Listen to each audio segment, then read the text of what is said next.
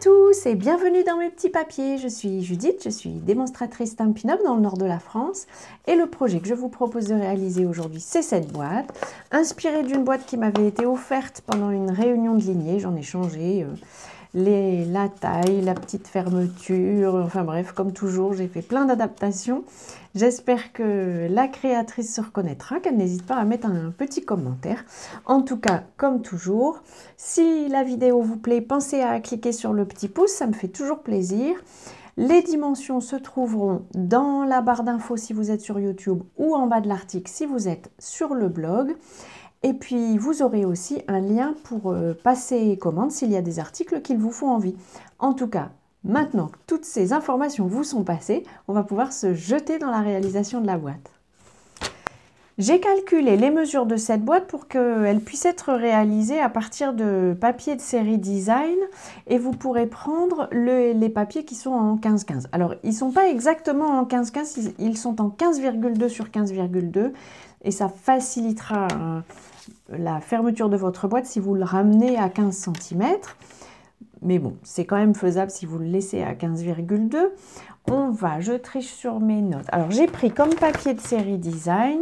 Sur mon prototype, j'avais pris comme la dernière fois, ce papier, je l'adore en fait, de la série Champs en fleurs.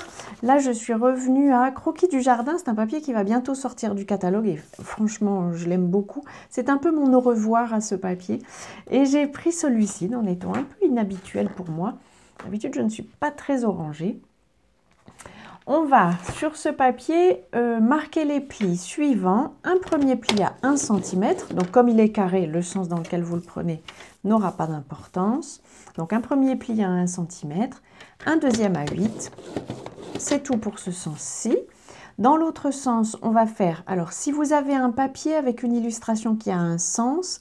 On va faire un pli à 3,5 cm en bas du papier. Donc, il faut que le haut de votre papier soit de ce côté-ci.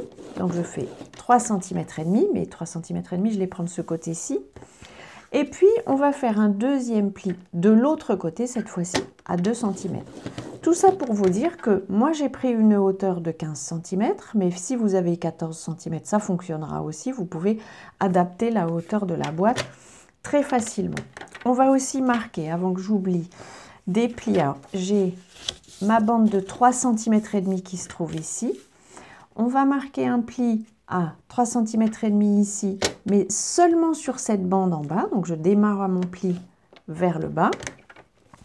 Et un deuxième de la même manière à 10 cm depuis mon pli horizontal vers le bas. On va pouvoir marquer les plis pour y voir quelque chose. Hop.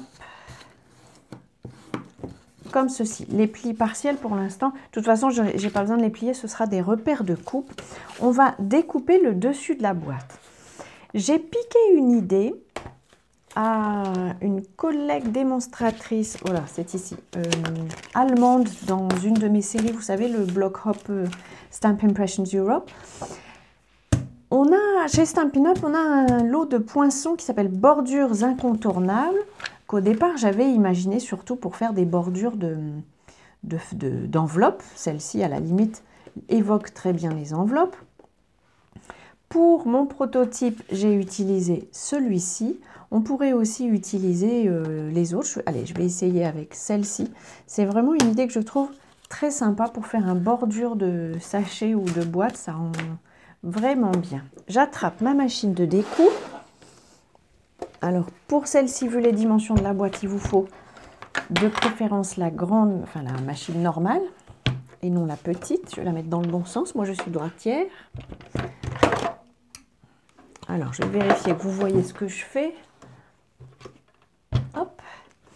Je dispose ma boîte. Alors, elle va vraiment faire la largeur de mes plaques. Si vous en avez une plus grande, je ne pense pas qu'ils en fassent de plus large de machine de découpe. Mais bon, je ne connais pas toutes les marques. Je dispose mon poinçon comme ceci. J'essaye de voir si j'ai laissé... Oui, quand même pour assurer la stabilité de la chose, je pose un petit peu de... C'est du washi tape, vous savez, un petit peu d'adhésif. Du coup, l'illustration de l'adhésif importe peu. Et en fait, je dispose le tout comme ceci pour empêcher que ça bouge quand je vais le passer dans la machine. Hop, un peu ici. Éventuellement, vous pouvez en mettre de préférence à cet endroit-ci de votre boîte. Comme ça, si jamais le papier se déchire un peu quand vous enlevez l'adhésif, c'est pas grave, ça c'est la base. Personnellement, je vais être très courageuse et je vais faire confiance à mon installation. Peut-être que c'est une erreur. Et donc, je passe le tout hop, dans la machine. Voyons voir le résultat. On a bien, hop, ensuite les deux épaisseurs. Du coup, tout a été découpé. Et j'aime vraiment le résultat, je trouve ça beau comme tout. Je vous retrouve donc avec mon sac, ma boîte prédécoupée. On va faire les dernières découpes. Alors, vous vous souvenez, on a fait des petites découpes partielles. Est-ce que je vais encore les voir? Ici, vous pouvez découper, comme je fais souvent, vous savez, de part et d'autre du pli. Honnêtement, si vous les voyez encore, parce que puisque le tout a été passé à la machine de découpe, le papier qui était à plat a eu tendance à être un peu écrasé. Une autre solution, vous pouvez marquer ces plis-là après avoir passé votre papier dans la machine de découpe. Ça fonctionnera aussi très bien. Ceci dit, autre solution qui fonctionnera très bien, c'est simplement de juste découper droit à la limite. Ici, je vais couper en biais le long de la languette. Ça ici, ça va être notre languette de fermeture. Et puis j'enlève ce petit morceau-ci. Et souvenez-vous, on avait aussi fait un pli à 2 cm. C'est pareil, il a été écrasé dans la machine. Donc il faut être délicat quand on le referme. On va enlever à nouveau ce petit morceau. J'imagine qu'on peut le laisser. Personnellement, je préfère l'enlever. Hop, voilà. Avant de coller définitivement la boîte, il nous reste quelques plis à marquer. J'utilise un stylet et puis une règle. J'ai déjà vu dans des ateliers en ligne que si vous prenez le dos d'un couteau, ça fonctionnera aussi très bien. Je trace des lignes en diagonale depuis, je vais le plier, vous savez le pli à 2 cm qu'on a fait ici. Donc je pars du bord de ce rectangle, on va dire, jusqu'à la découpe qu'on a faite ici au milieu. Je fais la même chose de l'autre côté. Honnêtement, ça n'est pas indispensable, ça va fonctionner sans ça. Ça donne juste à la boîte un peu de structure, si vous voulez.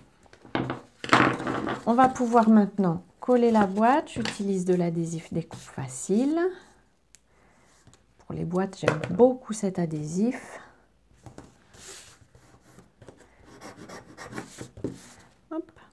On va pouvoir plier le tout à plat, puisque le tout est... Les deux panneaux sont égaux en fait. Et puis en donnant un peu la forme à la boîte, les plis vont se former. Je suis en train de penser, j'aurais pu les marquer, mais ils vont se faire naturellement dès qu'on va plier la boîte. Le seul endroit où il faut faire attention, c'est celui-ci, puisqu'on a la couture, si on peut appeler ça comme ça, de la boîte. On va pouvoir fermer le bas. Vous choisissez l'endroit que vous allez prendre pour le devant. Allez, on va dire que je prends celui-ci. On va commencer par plier les panneaux qui sont à l'arrière et on termine par ceux qui sont devant parce que ça fera une plus jolie finition. Alors les deux premiers ne sont pas importants, mais après avoir rabattu le deuxième panneau, c'est bien de mettre un petit point un peu de colle parce que sinon ça baille. Croyez-en mon expérience. Alors voilà, je le place bien, je remets un peu d'adhésif. Moi j'aime bien l'adhésif liquide, vous me connaissez. Je vais rouvrir le dessus pour pouvoir glisser de quoi bien appuyer sur mon fond. Et voilà, vous voyez, les plis prennent leur forme. Et je trouve ça joli comme tout. On va pouvoir tamponner un souhait tout simple. J'ai choisi toujours en papaye pâle, c'est la couleur du papier si je ne m'abuse. J'ai pris une petite bande de papier si elle veut bien venir jouer avec moi. Et le souhait Bonne fête des mères. C'est un peu le même thème que ma vidéo de mercredi. Hop, voilà, très bien. Et puis, parce que je ne suis pas courageuse et je ne sais pas couper droit, je vais utiliser mon coupe-papier pour couper cette petite bande. Hop. Voilà. On va pouvoir coller le souhait. Je vais mettre des mini-mousses. Alors, je ne les mets pas tout à fait à l'extérieur parce que vu la forme de la boîte, il est possible qu'on sorte de notre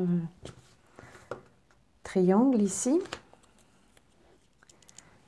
Et voilà. Alors, comme toujours, vous retrouverez toutes les infos, comme je vous disais, les dimensions, les références des articles et puis le lien vers ma boutique si vous en avez envie. Le lien vers ma boutique qui vous permet aussi de devenir démonstratrice si l'envie vous prend. Je suis convaincue personnellement que c'est quelque chose qui m'a beaucoup apporté de devenir démonstratrice. En tout cas, n'hésitez pas. Et puis j'espère que la réalisation, que cette boîte vous aura inspiré. Il permettra de mettre quelques gourmandises, pas forcément énormément vu la forme de la boîte, mais des petites gourmandises. Et puis comme je vous disais tout à l'heure, les mesures de la boîte sont très faciles à adapter, au moins en hauteur, en largeur c'est un petit peu plus compliqué, il y a quelques calculs à refaire. Voilà, j'espère que cette boîte vous aura plu. Si c'est le cas, pensez au petit pouce.